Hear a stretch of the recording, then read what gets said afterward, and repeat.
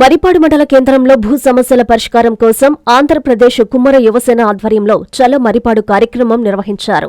రాష్ట్రంలోని పలు ప్రాంతాల నుంచి వచ్చిన కుమ్మర కులస్తులు తమ నిరసనకు గుర్తుగా కళ్లకు నల్ల బ్యాడ్జీలు కట్టుకుని మరిపాడు సెంటర్ నుంచి తహసీల్దార్ కార్యాలయం వరకు ర్యాలీ నిర్వహించారు. అనంతరం భూ సమస్యలపై తహసీల్దార్కు వినతిపత్రం సమర్పించారు.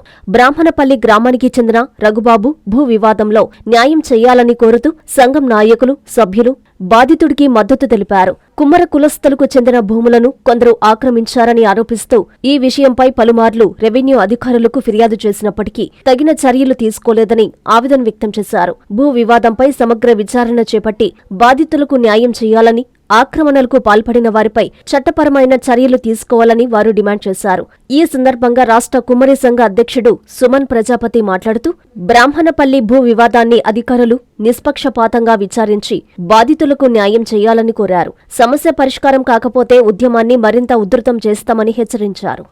మా కుమ్మర కుల సంఘ నాయకులు అలాగే కుల బాంధవులందరూ కూడా రగిలిపోయి ఆవేదనతో, ఆ బాధతో ఈరోజు ఇక్కడ స్థానికంగా 4 కోళ్ల సెంటర్ నుంచి నల్లటి రిబ్బన్లని కళ్ళకి కట్టుకొని గుడ్డివాళ్లుగా మమ్మల్ని పరిగణించిన కారణంగా ఎంఆర్ఓ గారి దగ్గరికి గుడ్డివాళ్ల వలె మేము వచ్చి ఇక్కడ ధర్నాన్ని నిర్వహించి ఎంఆర్ఓ గారికి ఈరోజు వినతి పత్రం అందజేస్తూ ఉన్నాం. ఆయన ఇచ్చిన రిపోర్ట్ ఏదైతే ఉందో అది తప్పులతో కూడుకొని ఉంది. అన్ని అసత్యాలు ఉన్నాయి, దాంట్లో ఏ ఒక్కటి కూడా నిజాలు లేవు. కాబట్టి ఆ రిపోర్ట్ని మేము ఎవ్వరం కూడా, ఈ రాష్ట్రంలో ఉన్నటువంటి 6 లక్షల పైగా ఉన్నటువంటి కుమ్మరులు ఎవరూ కూడా దాన్ని ఒప్పుకోవట్లేదు. దయచేసి ఆ రిపోర్ట్ని వెనక్కి తీసుకొని మళ్ళీ సమగ్ర విచారణ చేసి ఆ భూమిని తిరిగి కుమ్మర కులస్తులకే చెందేలాగా కుమ్మర మాన్యంగానే రికార్డుల్లో మార్చాలని చెప్పేసి మేము కోరుతూ ఉన్నాము. అలా కాని పక్షంలో మేము తదుపరి కార్యాచరణ మేము ఎలా ముందుకెళ్లాలో మాకు తెలుసు. రెవెన్యూ శాఖ మంత్రి గారిని కలవబోతున్నాము. అలాగే ఇప్పుడు ఈ రిప్రజెంటేషన్ ఇచ్చినాక ఇక్కడ నుంచి ఆత్మకూరుకి వెళ్ళి ఆర్డీఓ గారిని కూడా కలిసి జరిగిందంతా వివరించి ఆమెకు కూడా మరొకసారి మా బాధని చెప్పుకుని ఆమె ద్వారా న్యాయం జరుగుతుందేమో చూసే ప్రయత్నం చేస్తున్నాము.